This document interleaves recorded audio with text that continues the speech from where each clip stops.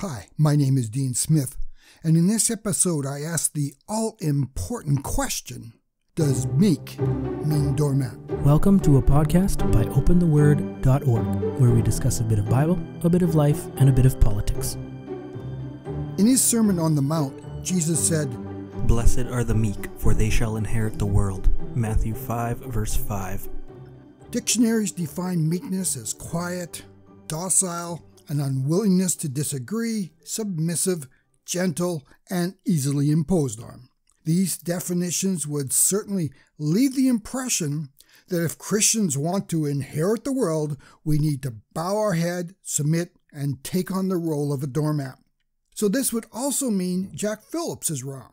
He is a Christian and owned Masterpiece Cake Shop in Denver, Colorado. In 2012, a homosexual couple entered Masterpiece Cake Shop asking Phillips to make them a cake for their gay wedding. Phillips turned them down, citing his Christian beliefs about gay marriage. Now, before you suggest Phillips was discriminating against them because they were gay, this wasn't true. Phillips told the couple he was willing to make them a cake, but he would not decorate a cake with their gay marriage wording. After Phillips turned them down, the gay couple made an official complaint to the Colorado Human Rights Commission, stating the baker had discriminated against them. The commission ultimately ruled against Phillips and ordered him not only to make and decorate a cake, but also demanded he and his employees undergo re-education training. Now, if Phillips truly wanted to inherit the earth, he should have meekly complied and slovenly caved to the commission's demands. But he didn't. Instead, with the help of a non-profit legal organization, Alliance Defending Freedom, that is dedicated to protecting religious freedom in the U.S., Phillips decided to appeal the commission's decision to a real court. His case eventually wound its way to the U.S. Supreme Court, and in 2018, it ruled in favor of Phillips.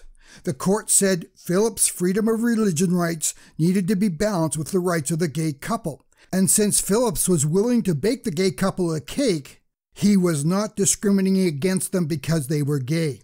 The U.S. Supreme Court also stated that Phillips had been treated unfairly by Colorado's Human Rights Commission, stating that it showed elements of a clear and permissible hostility towards the sincere religious beliefs motivating his, Phillips' objection. The court further noted that the commission had previously allowed other bakers to refuse decorating cakes with messages they did not agree with, but did not allow Phillips the same freedom for his sincerely held religious beliefs. In an interview on the Today Show after his victory, Phillips said, "I serve everybody. I don't discriminate against anybody. It's just that I don't create cakes for every occasion that people ask me to create.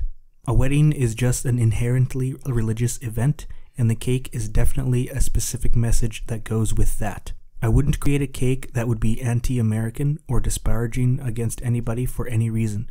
Even cakes that would disparage people who identify as LGBT, cakes have a message."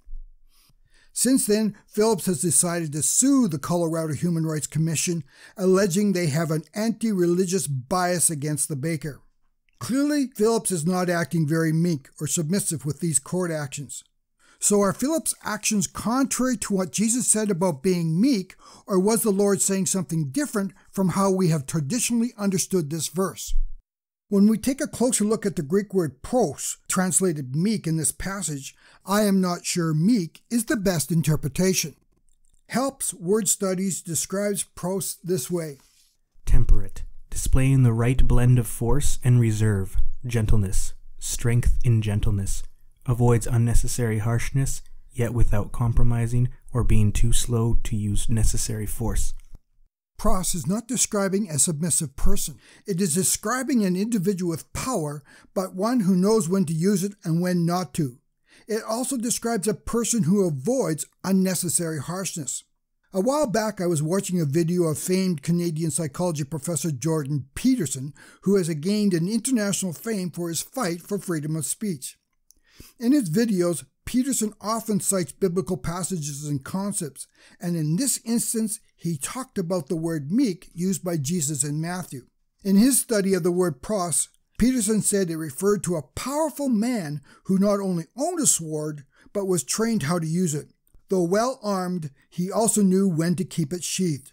I found this definition interesting because we see the sword analogy in action during Jesus' ministry. Luke says that at one point, Jesus told his disciples that if any of them did not own a sword, they should sell their cloak and buy one.